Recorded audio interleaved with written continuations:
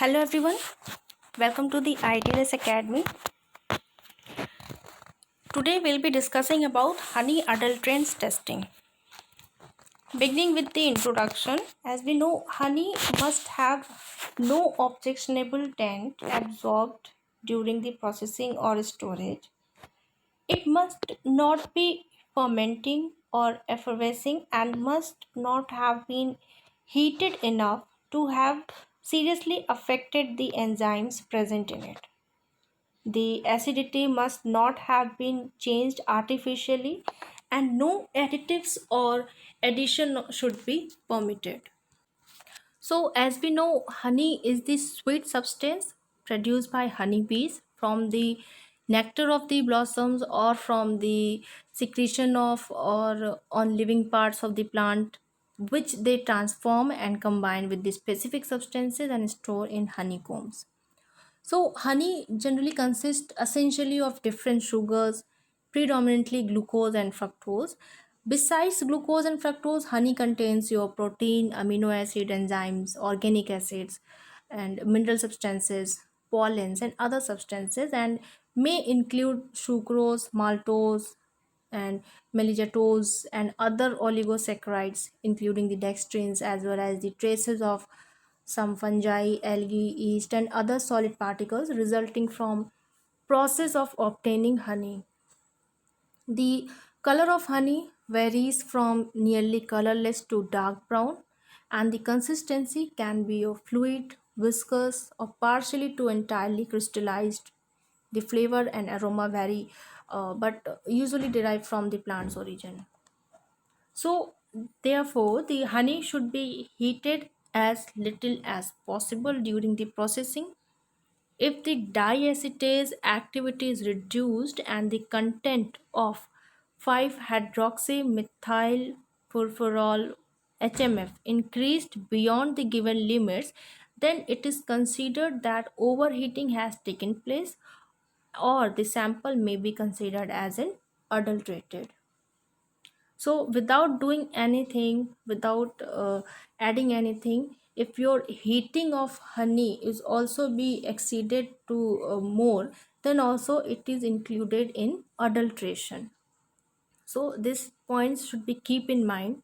Honey can be adulterated with other nutritive sweeteners, such as we can take your conventional acid or enzyme converted corn syrup, high fructose corn syrup, and invert syrup from the cane or beet.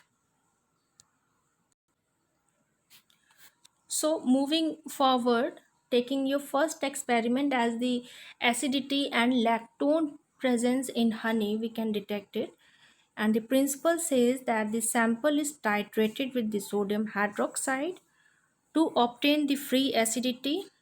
Excess sodium hydroxide is added to hydrolyze any lactone present and immediately back titrated with the hydrochloric acid.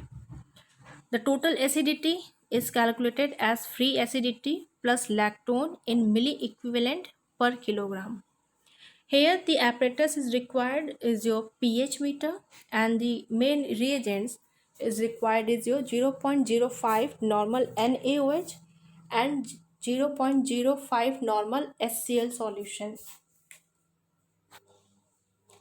The procedure simply involves you have to dissolve 10 gram of sample in 75 ml of carbon dioxide free water in a 250 ml beaker.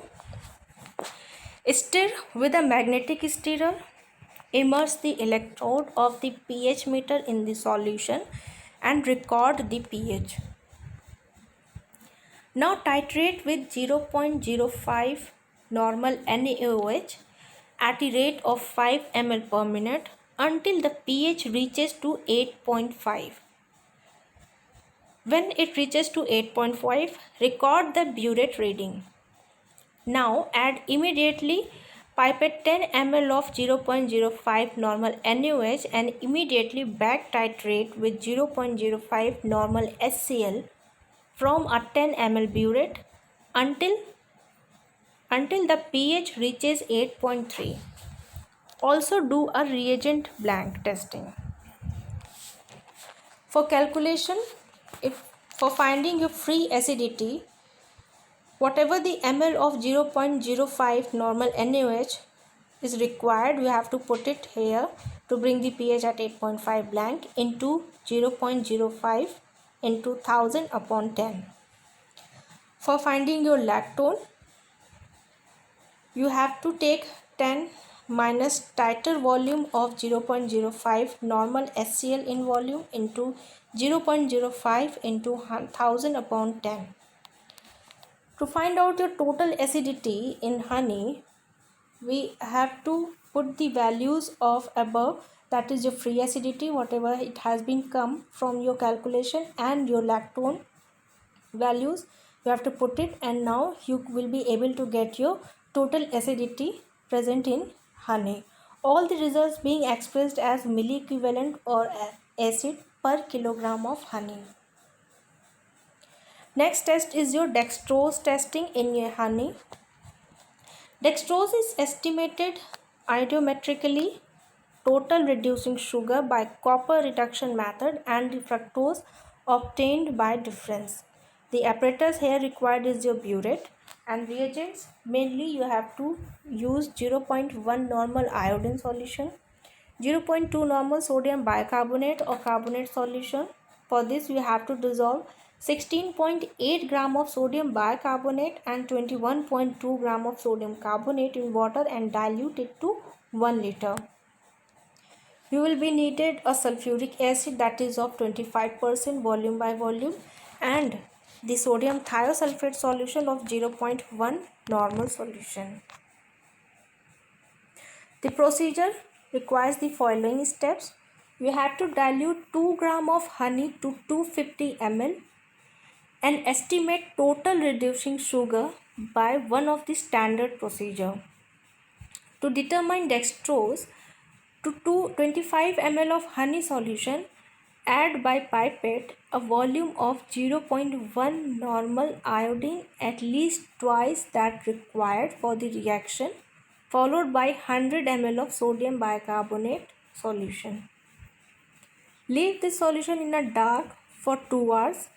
Acidify with 12 ml of 25% sulfuric acid and titrate with 0.1 normal thiosulfate solution.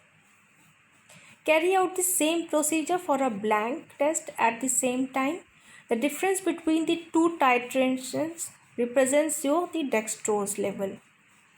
For calculation, as we know, 1 ml of 0.1 normal iodine will be equals to 0.009005 gram of dextrose.